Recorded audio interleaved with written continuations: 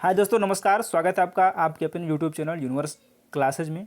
तो कैसे आप सभी, हम उम्मीद करते हैं कि आप शानदार होंगे और शानदार पढ़ाई आप कर रहे होंगे। आइए इसमें अब हम बात करेंगे जीके, जीएस और करंट अफेयर की कंप्लीट प्रैक्टिस सेशन की, जो कि सुपर टेट के लिए महत्वपूर्ण है। और यदि आप लेखपाल दे रहे हैं तो उसके लिए भी इम्पोर्टेंट है। रेलवे, ग्रुप डी, एसएससी सभी एग्जाम के लिए महत्वपूर्ण है, लेकिन ये खास करके डिज़ाइन किया गया है सुपर टेट के लिए। ये मोस्टली डिज़ाइन किया गया है। यदि आप तैयारी कर रहे हैं तो अभी से आप तैयारी में पूरे ज़ोरों शोरों से लग जाइए। भर्ती कब आ रही ये आपको चिंता नहीं करना है, आपको अपना काम टाइम पे करना है, ताकि जब भी आप भर्ती आए तो आप सुनिश्चित अपने आप को कर सकें कि हाँ, मेरी तैयारी हो चुकी है और सिर्फ परीक्षा में बैठना है, जिससे कि आप अपनी सीट के हकदार बन सकें। तो आइए इसमें बात करते हैं आज के इस सेशन से। आज से शुरुआत कर रहे हैं। डेली आपको शाम को 7 बजे मिलेगा ये, जो कि जीके का कंप्लीट टेस्ट होगा। इसमें 25 क्वेश्चन में रखे हैं। आप कमेंट करके बताइए कि आप इसमें कितना सही कर पाते हैं। यदि आप चाहते हैं कि इसमें और क्वेश्चन बढ़ाए जाएँ, 50 क्वेश्चन किए जाएँ, तो भी आप कमेंट बॉक्स में कमेंट करिए।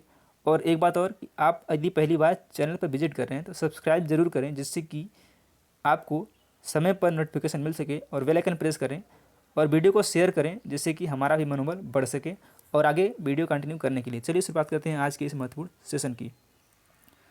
जो भी आप सुझाव देना चाहते हैं बेहिचक आप कमेंट बॉक्स में कमेंट कर सकते हैं। तो आइए, उत्खनित प्रमाणों के अनुसार पशुपालन का प्रारंभ हुआ था मध्य पाषाण काल में, नव पाषाण काल में, मध्य पूर्व पाषाण काल में, या फिर वैदिक काल में। तो जो पशुपालन का साक्ष्य है वो मध्य पाषाण काल में मिलता है। ऑप्शन नंबर ए करेक्ट है। निम्नलिखित में से किस स्थल से मध्य पाषाण काल के संदर्भ में हड्डी से निर्मित उपकरण प्राप्त हुए हैं? लेखैया, काकोरियाँ, महदाहा, या फिर चौपानी मांडू। तो ये काकोरियाँ कोई स्थान नहीं है, ये क्या हो जाएगा, इसमें महदाहा हो जाएगा, जो कि ऑप्शन नंबर सी में दिया गया है। बिल्कुल करेक्ट है। भारत में चांदी की उपलब्धता के प्राचीनतम साक्ष्य मिलते हैं। ये कहाँ से मिलते हैं? हड़प्पा संस्कृति से, वैदिक संहिताओं से, चांदी के आहत सिक्कों में, या फिर उपयुक्त सभी में। तो ये मिलते हैं हड़प्पा संस्कृति से, जो कि ऑप्शन नंबर ए में दिया गया है। ए आपका करेक्ट आंसर है। प्राचीन भारत में निशाका से जाने जाते थे, यानी निशाका क्या था यह आपको बताना है। यह क्वेश्चन कई परीक्षाओं में घूम घूम के क्वेश्चन आया है। गायें, चांदी के सिक्के, तांबे के सिक्के, या फिर स्वर्ण आभूषण। तो निशाका क्या था? निशाका एक स्वर्ण आभूषण था। ऑप्शन नंबर बी करेक्ट हो जाएगा। बी करेक्ट आंसर है। निम्नलिखित में से कौन सा प्राचीन भारत में शैव संप्रदाय था? मयमत संप्रदाय, आजीवक, मत्त मयूर, या फिर उपयुक्त सभी। तो मयमत कोई संप्रदाय नहीं है, आजीवक एक संप्रदाय है, लेकिन ये शैव संप्रदाय नहीं है। तो इसमें क्या है?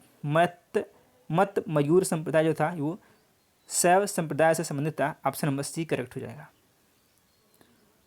औदंतपुरी शिक्षा केंद्र निम्न में से किस राज्य में अवस्थित था? बिहार, उत्तर प्रदेश, मध्य प्रदेश, या फिर पश्चिम बंगाल। तो जो औदंतपुरी शिक्षा केंद्र था यह संबंधित था बिहार से। बिहार आपका करेक्ट आंसर है।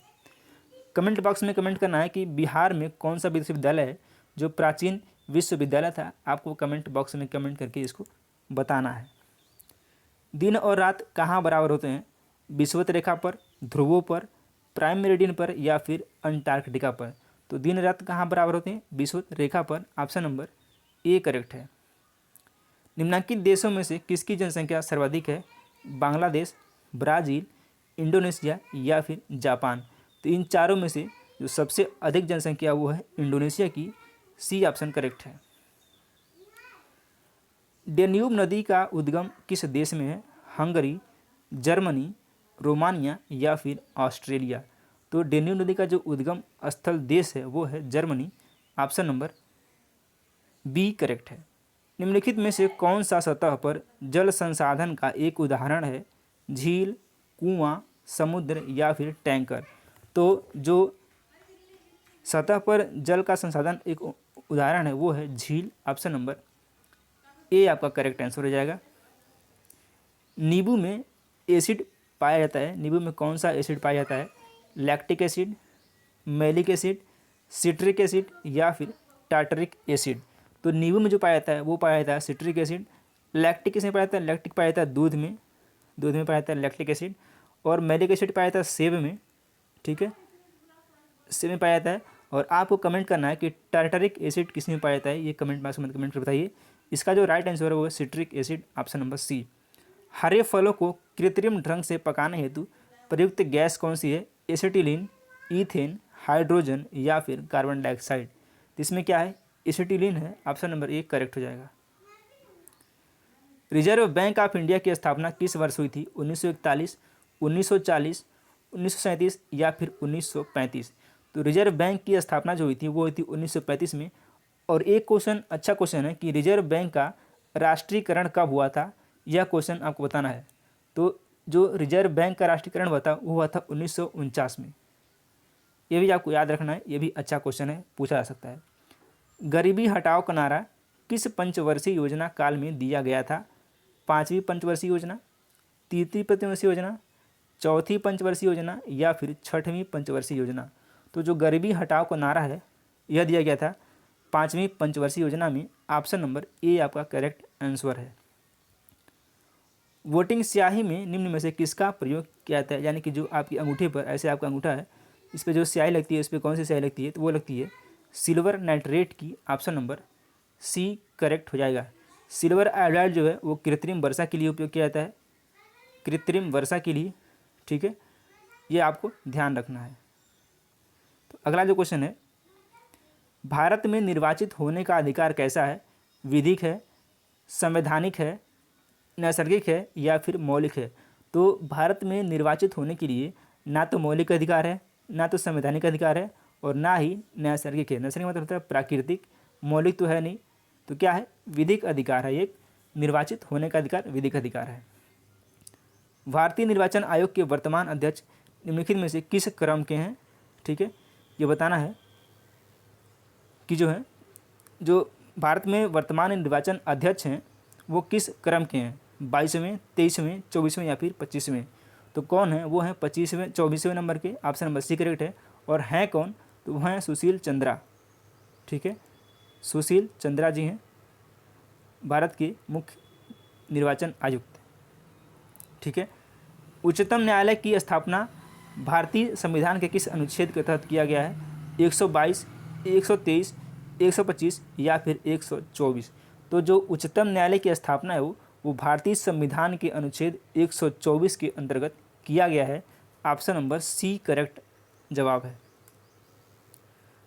भारतीय संविधान की प्रस्तावना में निम्नलिखित में से कितने प्रकार की स्वतंत्रता का उल्लेख किया गया है? 2, 3, 4 या फिर 5।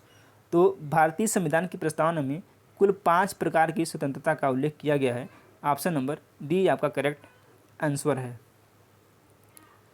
सूर्य किरण सैन्य अभ्यास निम्नलिखित में से किन 2 देशों के में आयोजित किया जाता है? भारत नेपाल, भारत बांग्लादेश, भारत ब्रिटेन या फिर भारत श्रीलंका।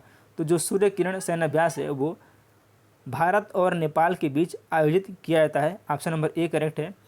कमेंट बॉक्स में कमेंट करना है कि भारत और श्रीलंका के बीच कौन सा अभ्यास आयोजित किया जाता है, ये आपको कमेंट बॉक्स में कमेंट करके बताना है, ठीक है।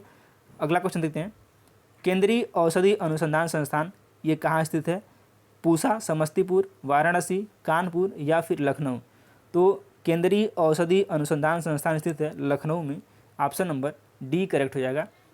निम्नलिखित में से आम की बीज रहित प्रजाति कौन सी है? दशहरी, अल्फांसो, चौसा या फिर सिंधु। तो जो आम की बीज रहित प्रजाति है वो है सिंधु, ऑप्शन नंबर डी बीज आपका करेक्ट हो जाएगा। पूर्वोत्तर का प्रहरी व प्रवेश द्वार किस राज्य को कहते हैं? अरुणाचल प्रदेश, नागालैंड, मिजोरम या फिर असम। तो पूर्वोत्तर का प्रहरी व प्रवेश द्वार कहते हैं असम को, option number B correct answer है। तिलैया बांध निम्नलिखित में से किस राज्य में अवस्थित है? झारखंड, छत्तीसगढ़, उड़ीसा या फिर पश्चिम बंगाल। तो जो तिलैया बांध स्थित है वो है झारखंड में, ऑप्शन नंबर ए करेक्ट है। डुरंड कप के 130वें संस्करण 2021 को किसने जीता? Mohun Bagan, East Bengal, Mohammedan Sporting या फिर एफसी गोवा। तो डुरंड कप 2021 का जो 30वां संस्करण है ये जीता है एफसी गोवा ने, सी आपका करेक्ट आंसर हो जाएगा। ये भी पूछ सकता है डुरंड कप का जो 2021 में हुआ है वो कौन से नंबर का है, तो वो है 130वां। ये भी आपको ध्यान रखना है। चलिए, तो यहाँ पे कंप्लीट होते हैं आपके 25 क्वेश्चन, और आप 25 क्वेश्चन में कितना सही किए हैं आपको ये कमेंट बॉक्स में कमेंट करके बताना है। ठीक है, कि आपने 25 में 25 किया। यदि आप 25 में 20 प्लस कर जाते हैं तो आपकी तैयारी बहुत अच्छी है। यदि आप 20 से कम हैं तभी आपको घबराने की कोई बात नहीं है। आप जो है प्रैक्टिस करते रहिए, आपकी तैयारी अच्छी हो जाएगी। चलिए, मिलते हैं किसी नेक्स्ट वीडियो में। तब तक नमस्कार, टाटा, बाय बाय, जय हिंद।